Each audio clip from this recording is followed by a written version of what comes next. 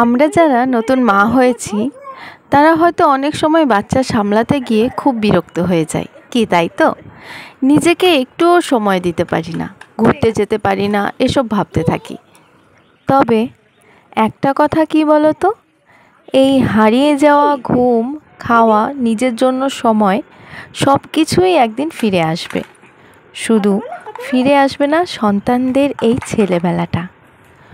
ওরা একটা সময় ঠিকই আমাদের প্রয়োজন ছাড়া প্রতিটি কাজ করতে পারবে। তখন তাদের খাইয়ে দেওয়ারও প্রয়োজন হবে না, ঘুম পাড়িয়েও দিতে হবে না। সারা বাড়ি ছুটোছুটি করে জিনিসপত্র এলোমেলোও করবে না। বিশ্বাস করো, তখন খুব মিস করবো এই সময়গুলোকে। আর সে সময় চাইলেও যখন তখন ধরে তাকে চটকাতে পারবো না, মন ভরে একটু আদরও করতে পারবো না। চুমু দিতে গেলে হয়তো অনেক সময় সে বিরক্ত হয়ে যাবে। একদিন আমাদের কাছে প্রচুর সময় থাকবে, তখন তাদের কাছে সময় চাইলে হয়তো তারা বলবে যে, মা এখন আমি ব্যস্ত আছি, আমায় একটু একা থাকতে দাও তো। কখনো হয়তো বলবে, আমি তোমাদের সাথে ঠাকুর দেখতে যাব না, বন্ধুদের সাথে বেরোবো। কিন্তু সত্যি বলছি, এই সব এখন খুব নর্মাল, যেটা আমরাও করেছি। সন্তান বড় হয়ে গেলে আস্তে আস্তে বাবা মার থেকে দূরে সরে যাবে, এটাই হয়তো স্বাভাবিক। তাই এখন যতটা পারো সময় দাও, তাদের আদর করো, মন ভরে আদর করো, মন ভরে ভালোবাসো। পরে হয়তো চাইলেও অনেক কিছু করতে পারবে না। আসলে কি বলো তো, আমরা এখন যে সময়টার মধ্যে দিয়ে যাচ্ছি না, এটা মহামূল্যবান সময়।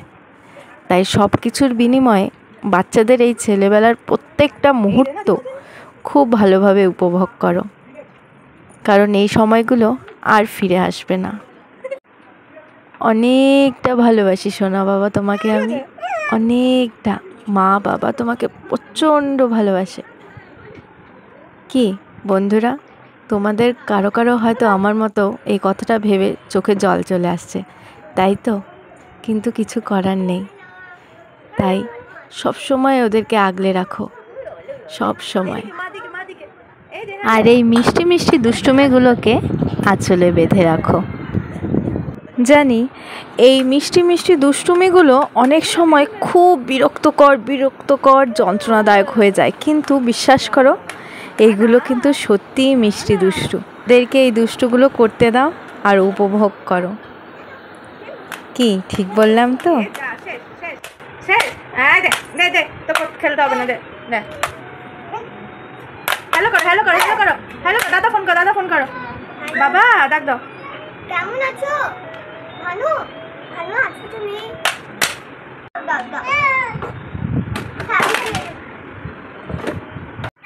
আপনি কি করছেন? এগুলো কি হচ্ছে তা কি? এ বাবা, কি হচ্ছে এগুলো?